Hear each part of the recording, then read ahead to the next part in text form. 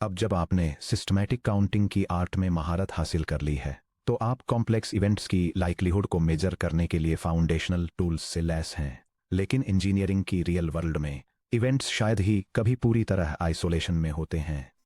Imagine कीजिए कि आप एक सर्वर क्लस्टर को मॉनिटर कर रहे हैं। अगर कोई कलीग आपसे कहता है एक सिस्टम अलर्ट अभी ट्रिगर हुआ है, तो क्या इससे यह एस्टीमेट बदल जाता है कि मेमोरी लीक हुआ था या नहीं? बिल्कुल। जैसे ही नई इंफॉर्मेशन आती है, पॉसिबिलिटीज का यूनिवर्स बदल जाता है। सभी सिस्टम ऑपरेशंस का ओरिजिनल सैंपल स्पेस सिमटकर एक छोटे रिस्ट्रिक्टेड सबसेट में बदल जाता है, यानी उन ऑपरेशंस का सेट जिन्होंने अलर्ट ट्रिगर किया था। पार्शियल इंफॉर्मेशन के बेसिस पर प्रोबेबिलिटीज को अपडेट करने के इस प्रोसेस को कंडीशनल प्रोबेबिलिटी कहा जाता है। इस कॉन्सेप्ट पर महारत हासिल करना सिर्फ आपके यूनिवर्सिटी एग्जाम्स या गेट के लिए कोई एकेडमिक एक्सरसाइज नहीं है। ये modern automated diagnostics, spam filters, packet loss recovery, network routing protocols और मशीन लर्निंग क्लासिफायर्स के पीछे का सटीक मैथमेटिकल फाउंडेशन है। हालांकि कंडीशनल प्रोबेबिलिटी ही वह जगह भी है जहां स्टूडेंट्स अक्सर इन्ट्यूशन ट्रैप्स में फंस जाते हैं। इस सेक्शन में हम स्टेप बाय स्टेप मैथ्स को समझेंगे, एक रॉक सॉलिड मेंटल मॉडल बनाएंगे और उन कॉमन मिसकॉन्सेप्शंस को दूर करेंगे जो एग्जाम प्रेशर में स्टूडेंट्स के मार्क्स कटवाते हैं। Section break. Shrinking sample space का कॉन्सेप्ट। मूल रूप से कंडीशनल प्रोबेबिलिटी एक सीधे सवाल का जवाब देती है, ये जानते हुए कि इवेंट भी हो चुका है, इवेंट ए के होने की प्रोबेबिलिटी क्या है। हम इसे mathematically P of A given B के रूप में लिखते हैं और बोलकर probability of A given B पढ़ते हैं। इन्ट्यूशन बिल्ड करने के लिए आइए एक पल के लिए एब्स्ट्रैक्ट इक्वेशंस को छोड़ते हैं और देखते हैं कि एक डेवलपर सॉफ्टवेयर सिस्टम में लॉग फाइल्स को कैसे डिबग करता है। Software log filtering analogy. मान लीजिए कि आपका बैकएंड सिस्टम एक लोड टेस्ट के दौरान 10,000 लॉग एंट्रीज जनरेट करता है। 10,000 लॉग्स का यह कलेक्शन हमारे पूरे सैंपल स्पेस एस को रिप्रेजेंट करता है। इन 10,000 लॉग्स में से 500 लॉग्स एक डेटाबेस टाइम आउट रिकॉर्ड करते हैं। चलिए इसे इवेंट भी कहते हैं। 200 लॉग्स एक मेमोरी ओवरफ्लो रिकॉर्ड करते हैं, इसे इवेंट ए कहते हैं। 50 लॉग्स डेटाबेस टाइम आउट और मेमोरी ओवरफ्लो दोनों रिकॉर्ड करते हैं, A intersection B. Original sample space S 10,000 logs, event A memory overflow total 200, सिर्फ ए में 150, ए इंटरसेक्ट बी में 50, सिर्फ बी में 450, event B DB time out total 500, unrelated logs 9,350। अब मान लीजिए एक ऑटोमेटेड मॉनिटरिंग स्क्रिप्ट एक लॉग एंट्री इंटरसेप्ट करती है और कंफर्म करती है यह लॉग लाइन एक डेटाबेस टाइम आउट भी है। क्या प्रोबेबिलिटी है कि इस स्पेसिफिक लॉग लाइन में एक मेमोरी ओवरफ्लो ए भी शामिल है? ध्यान दीजिए आपके रेफरेंस यूनिवर्स के साथ अभी क्या हुआ। आप अब उन 9,500 लॉग्स में इंटरेस्टेड नहीं हैं जो डेटाबेस टाइम आउट्स नहीं हैं। बी का होना आपके टर्मिनल में एक डेटा फिल्टर की तरह काम करता है, जैसे grab dB time out run करना। आपका नया सैंपल स्पेस 10,000 से घटकर सिर्फ इवेंट बी के 500 लॉग्स तक रह जाता है। 500 के इस नए सैंपल स्पेस के अंदर कितने लॉग्स इवेंट ए के हैं? सिर्फ वो 50 लॉग्स जहां ए और बी ओवरलैप करते हैं, A intersection B. Probability of memory overflow given DB time out equal to number of logs with errors divided by number of logs with DB time out, जो equal to है 50/500, जो equal to है 0.10 या 10%। Shrunk sample space given B occur हो चुका है, event B database time out total 500, A intersect B के लिए 50 और 450 सिर्फ बी के लिए। इसकी तुलना पूरे सिस्टम में मेमोरी ओवरफ्लो की अनकंडीशनल प्रोबेबिलिटी से कीजिए। P of A equal to 200/10,000, जो इक्वल टू है 0.02 या 2%। ये जानना कि एक डेटाबेस टाइम आउट हुआ है मेमोरी ओवरफ्लो की लाइक्लीहुड को 2% से बढ़ाकर 10% कर देता है। यही एक्शन में कंडीशनल प्रोबेबिलिटी है। Section break. Mathematical formalization of conditional probability. चलिए इस ज्योमेट्रिक इनोटेशन को एक फॉर्मल मैथमेटिकल डेफिनेशन में ट्रांसलेट करते हैं। Formal definition of conditional probability sample space S पर डिफाइंड किन्हीं भी दो इवेंट्स इवेंट ए और बी के लिए जहां इवेंट बी की प्रोबेबिलिटी स्ट्रिक्टली नॉन जीरो है, P of B greater than zero, A given B की कंडीशनल प्रोबेबिलिटी इस तरह डिफाइंड है, P of A given B equal to P of A intersection B over P of B. वही divide by P of B. अगर हम count ratio के numerator और denominator दोनों को total sample size mod S से divide करते हैं तो हमें मिलता है P of a given B equal to the fraction with numerator the cardinality of A intersect B over the cardinality of S and denominator the cardinality of B over the cardinality of S, जो equal to है P of A intersect B divided by P of B. P of B से divide करना एक scaling factor की तरह काम करता है। यह B के रेस्ट्रिक्टेड यूनिवर्स को रीनॉर्मलाइज करता है ताकि इसकी टोटल प्रोबेबिलिटी 1 के बराबर हो जाए। इसी तरह अगर इवेंट A वो कंडीशन है जो पहले ही हो चुकी है, जहां P of A 0 से बड़ा है, तो B गिवेन A की कंडीशनल प्रोबेबिलिटी है। P of B given A equal to P of A intersect B divided by P of A। Probability का general multiplication rule.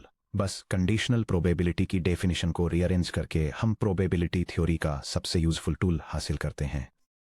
P of A intersect B equal to P of B times P of A given B, या फिर equivalently P of A intersect B equal to P of A times P of B given A।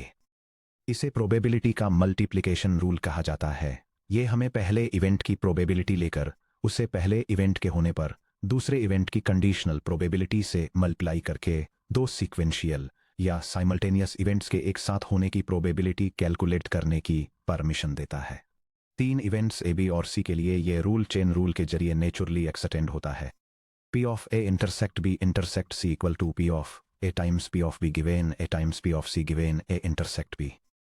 ये warning note conditional probability से जुड़े एक common exam pitfall को highlight करता है। ये एक इवेंट के होने पर दूसरे इवेंट की प्रोबेबिलिटी वर्सेस इसके कन्वर्स के बीच के डिस्टिंक्शन को एक्सप्लेन करता है, इनवर्स फैलेसी कमिट करने से वार्न करता है और सीवियर फीवर और मलेरिया को कंपेयर करने वाले एक मेडिकल एग्जाम्पल के जरिए इस कॉन्सेप्ट को इलस्ट्रेट करता है। 3 इंडिपेंडेंट इवेंट्स इंडिपेंडेंस का असल में क्या मतलब है? आम भाषा में हम कहते हैं कि 2 चीजें इंडिपेंडेंट हैं अगर दोनों में से कोई भी एक दूसरे पर कंट्रोल नहीं रखता। प्रोबेबिलिटी थ्योरी में प्रेडिक्टिव इंफॉर्मेशन के बेसिस पर इंडिपेंडेंस का एक सटीक मैथमेटिकल मीनिंग होता है। 2 इवेंट्स A और B तब इंडिपेंडेंट होते हैं जब इवेंट B के होने से इवेंट A के होने की संभावना के बारे में 0 नई इंफॉर्मेशन मिलती है। दूसरे शब्दों में यह जानना कि B हो चुका है A की प्रोबेबिलिटी को पूरी तरह से अनचेंज्ड रखता है। P of A given B equal to P of A। इस रिलेशनशिप को हमारे फॉर्मल कंडीशनल प्रोबेबिलिटी फार्मूला में सब्स्टिट्यूट करने पर P of A given B equal to P of A intersect B divided by P of B, which implies P of A equal to P of A intersect B divided by P of B। दोनों sides को P of B से multiply करने पर हमें event independence की formal condition मिलती है। Independent events की फॉर्मल डेफिनेशन 2 इवेंट्स A और B स्टैटिस्टिकली इंडिपेंडेंट तब और सिर्फ तब होते हैं जब P of A intersect B equal to P of A times P of B होता है। अगर P of A intersect B does not equal to P of A times P of B होता है तो इवेंट्स को dependent कहा जाता है। यह टेक्स्ट डायग्राम प्रोबेबिलिटी थ्योरी में स्टैटिस्टिकल इंडिपेंडेंस और डिपेंडेंस के बीच के कोर डिफरेंस को इलस्ट्रेट करता है और यह एक्सप्लेन करता है कि कैसे यह जानना कि एक इवेंट हो चुका है किसी दूसरे इवेंट के आपके एस्टिमेट को या तो अनचेंज्ड रखता है या उसे ऑल्टर कर देता है। फिजिकल एग्जाम्पल कॉइन फ्लिप करना वर्सेस माइक्रोचिप सैंपलिंग। इंडिपेंडेंट एक फेयर कॉइन को 2 बार टॉस करना। फ्लिप 1B में हेड आने से आपको फ्लिप 2A में हेड आने के बारे में 0 इंफॉर्मेशन मिलती है, इसलिए P of A given B equal to P of A equal to 0.5। Dependent 3 defective items वाले 10 चिप्स के बैच में से बिना रिप्लेसमेंट के सीक्वेंस में 2 माइक्रोचिप निकालना। अगर आपका फर्स्ट ड्रॉ भी डिफेक्टिव है तो सेकंड ड्रॉ A के डिफेक्टिव होने की प्रोबेबिलिटी 3/10 से बदलकर 2/9 हो जाती है। Section break. मल्टीपल इवेंट्स की independence pairwise versus mutual. जब आप 3 या उससे ज्यादा इवेंट्स A, B, C के साथ डील करते हैं तो इंडिपेंडेंस थोड़ी सटल हो जाती है। 3 इवेंट्स को म्यूचुअली इंडिपेंडेंट होने के लिए 2 कंडीशंस सेटिस्फाई होनी चाहिए। पेयर वाइज इंडिपेंडेंस इवेंट्स के हर पेयर का इंडिपेंडेंट होना जरूरी है। P of A intersect B equal to P of A times P of B, P of B intersect C equal to P of B times P of C, P of A intersect C equal to P of A times P of C। Joint independence तीनों events का intersection उनकी individual probabilities के product के equal होना चाहिए। P of A intersect B intersect C equals P of A times P of B of B times P of C। GATE के लिए note pair wise independence का मतलब automatically mutual independence नहीं होता। जब आपसे म्यूचुअल इंडिपेंडेंस प्रूव करने के लिए कहा जाए तो आपको सभी कंडीशंस वेरीफाई करनी होंगी। Section break 4 the ultimate illusion trap mutually exclusive versus independent. अगर प्रोबेबिलिटी एग्जाम्स में भी टेक स्टूडेंट्स को फंसाने वाला कोई एक सबसे बड़ा ट्रैप है तो वो है म्यूचुअली एक्सक्लूसिव इवेंट्स को इंडिपेंडेंट इवेंट्स से कंफ्यूज करना। स्टूडेंट्स अक्सर सोचते हैं अगर दो इवेंट्स म्यूचुअली एक्सक्लूसिव हैं तो वे एक दूसरे को अफेक्ट नहीं करते, इसलिए वे इंडिपेंडेंट ही होंगे। ये इंड्यूशन पूरी तरह से उल्टी है। असल में अगर दो non zero events mutually exclusive हैं तो वे मैक्सिमली डिपेंडेंट होते हैं। चलिए देखते हैं ऐसा क्यों है। Mutually exclusive versus independent definition. Mutually exclusive events के लिए इवेंट्स एक साथ नहीं हो सकते जहां ए इंटरसेक्शन भी एम्प्टी सेट के इक्वल होता है। इंडिपेंडेंट इवेंट्स के लिए एक के होने से दूसरे के बारे में कोई इंफॉर्मेशन नहीं मिलती। Intersection probability. Mutually exclusive events के लिए पी ऑफ ए इंटरसेक्शन भी इक्वल टू 0 होता है। इंडिपेंडेंट इवेंट्स के लिए पी ऑफ ए इंटरसेक्शन भी equal to P of A times P of B होता है। Venn diagram visual. Mutually exclusive events के लिए दो पूरी तरह से अलग नॉन ओवरलैपिंग सर्कल्स होते हैं। इंडिपेंडेंट इवेंट्स के लिए सर्कल्स इस तरह ओवरलैप करते हैं कि overlapping area P of A times P of B के इक्वल होता है। Conditional impact. Mutually exclusive events के लिए अगर भी होता है तो ए डेफिनेटली नहीं हो सकता, इसलिए पी ऑफ ए गिवेन भी इक्वल टू 0 होता है। इंडिपेंडेंट इवेंट्स के लिए अगर भी होता है तो ए की लाइकलीहुड पी ऑफ ए ही रहती है। Logical proof of conflict.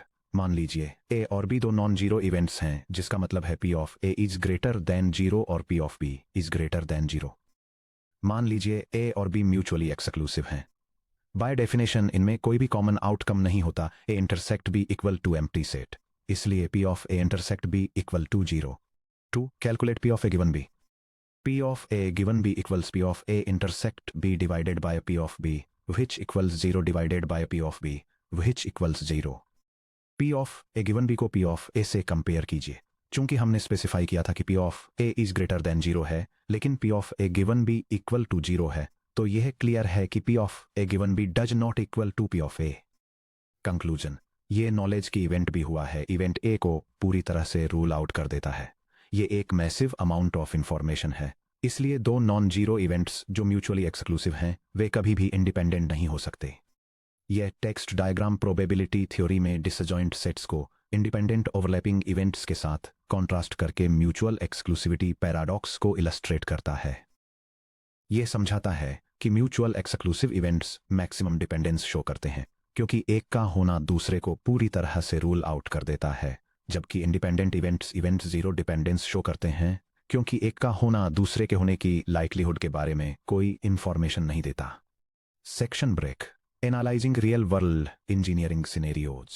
In concepts को सॉलिडिफाई करने के लिए दो रियलिस्टिक इंजीनियरिंग सिनेरियोज को एक्सप्लोर करते हैं जहां अनएग्जामिन्ड इनट्यूशन अक्सर इनकरेक्ट कंक्लूजन्स की तरफ ले जाती है।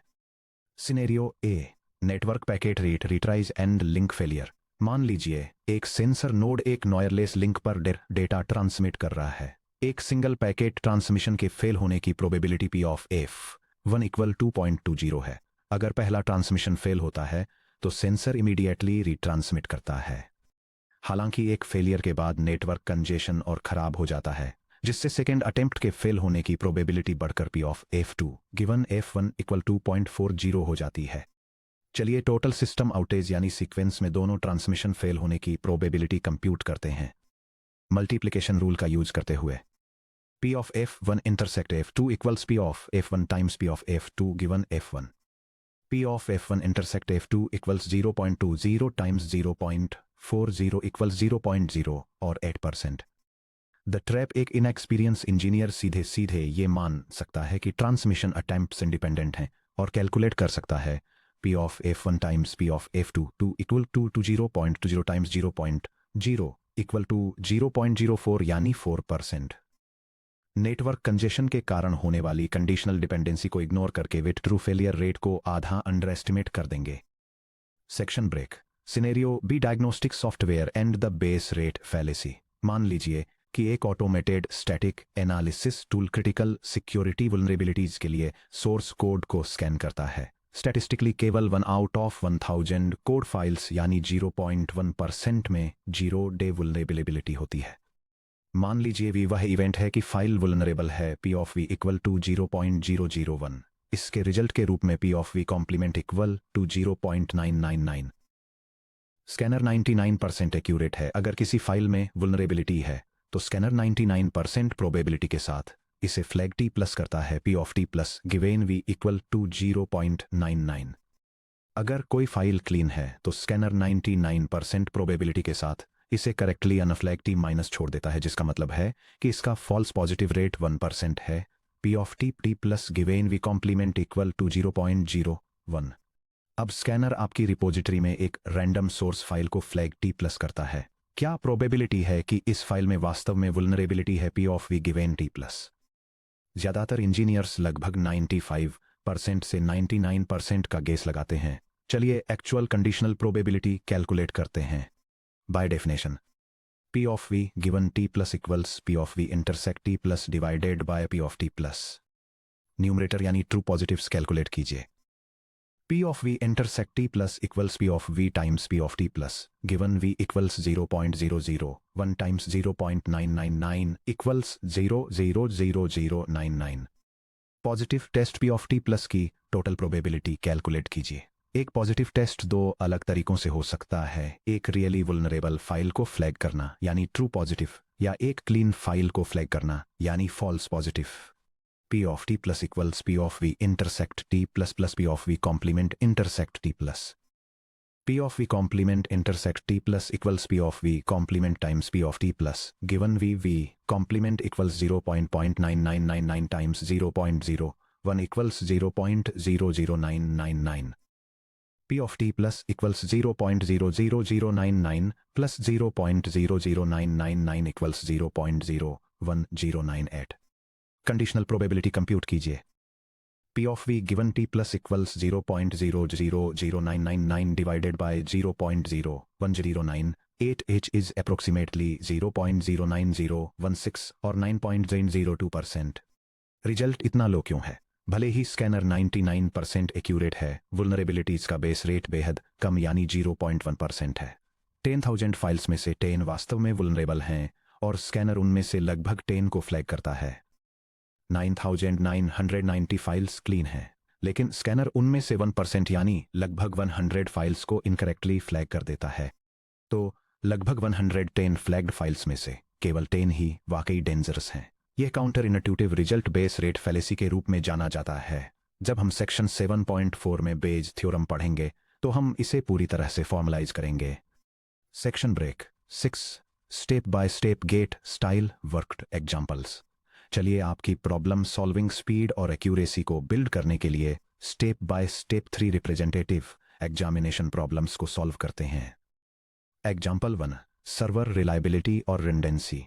एक high performance computing cluster 2 independent power supply units unit A और यूनिट बी पर निर्भर करता है। यूनिट ए के बिना फेल हुए लगातार 24 आवर्स तक काम करने की probability P of A equal to 0.85 है। यूनिट बी के बिना फेल हुए लगातार 24 आवर्स तक काम करने की probability P of B equal to 0.90 है। Power supply subsystem input power unit A की तरफ जाती है 0.85 सक्सेस के साथ और यूनिट बी की तरफ 0.90 सक्सेस के साथ, और दोनों क्लस्टर को पावर देने की तरफ लीड करती हैं। क्वेश्चंस: क्या प्रोबेबिलिटी है कि दोनों यूनिट्स बिना फेल हुए 24 आवर्स तक काम करेंगी? क्या प्रोबेबिलिटी है कि कम से कम एक यूनिट बिना फेल हुए 24 आवर्स तक काम करेगी? ये देखते हुए कि कम से कम एक यूनिट ने सक्सेसफुली काम किया, यूनिट ए के फेल होने की कंडीशनल प्रोबेबिलिटी क्या है? सेक्शन ब्रेक सॉल्यूशन पार्ट 1 दोनों यूनिट्स के बिना फेल हुए काम करने की probability P of A intersection B. क्योंकि प्रॉब्लम में स्पष्ट रूप से बताया गया है कि यूनिट ए और यूनिट बी इंडिपेंडेंट हैं, P of A intersect B equals P of A times P of B. P of A intersect B equals 0.85 times 0.90 equals 0.765। Section break part 2 कम से कम एक यूनिट के बिना फेल हुए काम करने की probability P of A union B. Inclusion exclusion principle का यूज करते हुए P of A union B equals P of A plus P of B minus P of A intersect B. P of A union B equals 0.85 plus 0.90 minus 0.765 equals 0.985। Alternative complement approach. At least one succeeds equals 1 minus p of both fail. P of a complement equals 1 minus 0.85 equals 0.15. P of B complement equals 1 minus 0.90 equals 0.10. P of both fail equals P of A complement intersect B complement equals P of A complement times P of B complement equals 0.15 times 0.10 equals 0.015. P of A union B equals 1 minus 0.015 equals 0.985. Section break part 3।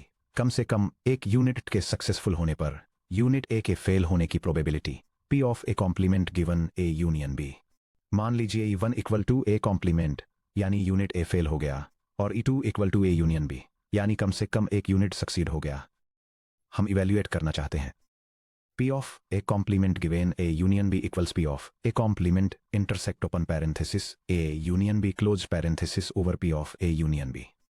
आइए set operations का use करके numerator A complement intersect A union B को simplify करते हैं।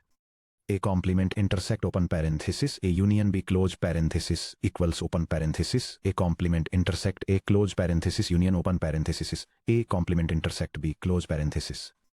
चूंकि A complement intersect A empty set के बराबर है, A complement intersect open parenthesis A union B close parenthesis equals the empty set union open parenthesis A complement intersect B close parenthesis equals A complement intersect B. ये पूरी तरह से intuitive sense बनाता है। Unit A के fail होने और कम से कम एक यूनिट के सक्सीड होने के लिए यह सच होना चाहिए कि यूनिट ए फेल हुआ और यूनिट बी सक्सीड हुआ, यानी ए कॉम्प्लीमेंट इंटरसेक्ट बी। चूंकि ए कॉम्प्लीमेंट और बी इंडिपेंडेंट हैं, P of A complement intersect B equals P of A complement times P of B equals 0.15 times 0.90 equals 0.135। अब इसे हमारे कंडीशनल फॉर्मूला में वापस सब्स्टिट्यूट करें। P of complement given A U union B equals 0.135 over 0.985 equals 135 over 985, which is approximately 0.137 1 और 13.71%। Section break. Example 2। Noisy channels पर bit transmission. एक digital communication channel binary code bits 0 और 1 transmit करता है। Transmitter 60% time 0 send करता है। P of T 0 equal to 0.6 और 40% time 1 send करता है। P of T 1 equal to 0.4। Transmission के दौरान चैनल नॉइज बिट्स को डिस्टॉर्ट कर सकता है। सेंड किया गया 0-1 के रूप में रिसीव होने की प्रोबेबिलिटी 0.05 है। P of R 1 given T 0 equal 0.05। Send किया गया 1-0 के रूप में रिसीव होने की प्रोबेबिलिटी 0.10 है। P of R 0 given T 1 equal to 0.10। Transmitter और रिसीवर का diagram T0 sent 0 probability P equal to 0.6 के साथ R0 रिसीव्ड 0 की तरफ लीड करता है 0.95 की करेक्ट प्रोबेबिलिटी के साथ, या R1 रिसीव्ड 1 की तरफ लीड करता है 0.05 की नॉइजर प्रोबेबिलिटी के साथ। T1 sent 1 probability P equal to 0.4 के साथ R0 रिसीव्ड 0 की तरफ लीड करता है 0.10 की नॉइजर प्रोबेबिलिटी के साथ, या R1 रिसीव्ड 1 की तरफ लीड करता है 0.90 की करेक्ट प्रोबेबिलिटी के साथ। क्वेश्चंस। रिसीवर के 0 रीड करने की टोटल प्रोबेबिलिटी क्या है? P of R0। अगर रिसीवर 0 रीड करता है तो वास्तव में 0 सेंड किए जाने की कंडीशनल प्रोबेबिलिटी क्या है? P of T 0 given R0। Section break. Solution part 1। Total probability P of R0 find करें। एक रिसीव्ड बिट 0 R0 दो म्यूचुअली एक्सक्लूसिव ऑपरेशनल पाथ्स से हो सकता है। सेंड 0 और correctly received as 0 T0 intersect R0। Send 1 और incorrectly received as 0 T1 intersect R0। हर पाथ के लिए मल्टीप्लिकेशन रूल का यूज करते हुए P of T सब 0 इंटरसेक्ट R सब 0 इक्वल्स P of T सब 0 टाइम्स P of R सब 0 गिवन T सब 0 equals 0.6 times open parenthesis 1 minus 0.055 close parenthesis equals 0.6 times 0.95 equals 0.5570। P of T sub 1 intersect R sub 0 equals P of T sub 1 times P of R sub 0 given T sub 1 equals 0.4 times 0.10 equals 0.040। दो disjoint paths को सम करते हुए P of R sub 0 equals P of T sub 0 intersect R sub 0 plus P of T sub 1 intersect R sub 0 equals 0.570 plus 0.040 equals 0.610. 0 receive करने की total probability 0.61 या 61% है. Section break. Part 2. R 0 दिए होने पर T 0 की conditional probability P calculate कीजिए. Conditional probability formula apply कीजिए. P of T sub 0 given R sub 0 equals P of T sub 0 intersect R sub 0 over P of R sub 0. Part 1 में calculate की गई values को substitute कीजिए. P of T sub 0 given R sub 0 0.570 over 0.610 equals 57 over 60, one which approximately 0.9344 और 93.44%. जब receiver 0 register करता है तो 93.44% चांस है कि ओरिजिनल सिग्नल सच में 0 ही था. Section break. Example 3. Conditional cards sampling classic probability. 52 playing cards की एक स्टैंडर्ड वेल शफल्ड डेक से बिना रिप्लेसमेंट के सीक्वेंस में 2 कार्ड्स निकाले जाते हैं. इस बात की कंडीशनल प्रोबेबिलिटी निकालिए कि पहला कार्ड एस होने पर दूसरा कार्ड किंग हो. सॉल्यूशन. मान लीजिए A1 वह इवेंट है कि फर्स्ट कार्ड एस है. मान लीजिए कि 2 वह इवेंट है कि सेकंड कार्ड किंग है. Method 1. Sample space reduction fast intuitive approach. एक फुल डेक में 52 कार्ड्स होते हैं. फर्स्ट टर्न में एक एस निकल जाने के बाद डेक में 51 कार्ड्स बचते हैं. ये हमारा रिड्यूस्ड सैंपल स्पेस है. 4 किंग्स में से अभी तक एक भी किंग नहीं निकला है, इसलिए बाकी बचे डेक में अभी भी चारों किंग्स मौजूद हैं. P of K sub 2 given A sub 1 equals 4 over 50, one which is approximately 0.0784. Method 2 formal formula approach. P of K sub 2 given A sub 1 equals P of A sub 1 intersection K sub 2 over P of A sub 1. P of A 1 equal to 4 over 52. P of A 1 intersection K 2 equal to 4 over 52 times 4 over 51.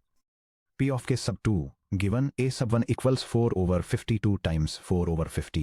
1 all over 4 over 52 equals 4 over 51. दोनों method से बिल्कुल same answer मिलता है. Method 1 ये highlight करता है कि conditional probability कैसे सिंपली एक छोटे सैंपल स्पेस पर रेशियोज को रीवैल्यूएट करती है. Section break. की टेकअवेज और एग्जाम स्ट्रेटजी चेकलिस्ट. आगे बढ़ने से पहले इस प्रैक्टिकल समरी को रिव्यू कर लें ताकि आप अपने टेस्ट्स में कॉमन मार्क्स लूजर्स से बच सकें. यह टेक्स्ट कंडीशनल प्रोबेबिलिटीज कैलकुलेट करने के लिए एक प्रैक्टिकल रेफरेंस गाइड प्रोवाइड करता है. यह की गाइडलाइंस को हाईलाइट करता है जिनमें दी गई कंडीशन को सही से आइडेंटिफाई करना, इवेंट इंडिपेंडेंस को अज्यूम करने के बजाय उसे एक्सप्लिसिटली वेरीफाई करना, म्यूचुअली एक्सक्लूसिव और इंडिपेंडेंट इवेंट्स के बीच डिस्टिंग्विश करना और दी गई इंफॉर्मेशन के बेसिस पर सैंपल स्पेस को एडजस्ट करना शामिल है. Section break. अब जब आप समझ गए हैं कि पार्शियल इंफॉर्मेशन कैसे हमारे सैंपल स्पेस को श्रिंक करती है और सिंपल मल्टी स्टेज इवेंट्स में प्रोबेबिलिटीज को अपडेट करती है, तो हम इस कॉन्सेप्ट को इसके पूरे मैथमेटिकल कंक्लूजन तक ले जाने के लिए तैयार हैं. अगले सेक्शन में हम एक्सप्लोर करेंगे कि कॉम्प्लेक्स मल्टीपाथ सिस्टम आर्किटेक्चर्स में टोटल प्रोबेबिलिटीज को सिस्टमैटिकली कैसे कैलकुलेट किया जाए और 7.4 टोटल प्रोबेबिलिटी थ्योरम और Bayes theorem updating beliefs with evidence का यूज करके उन कंडीशनल रिलेशनशिप्स को इन्वर्ट कैसे किया जाए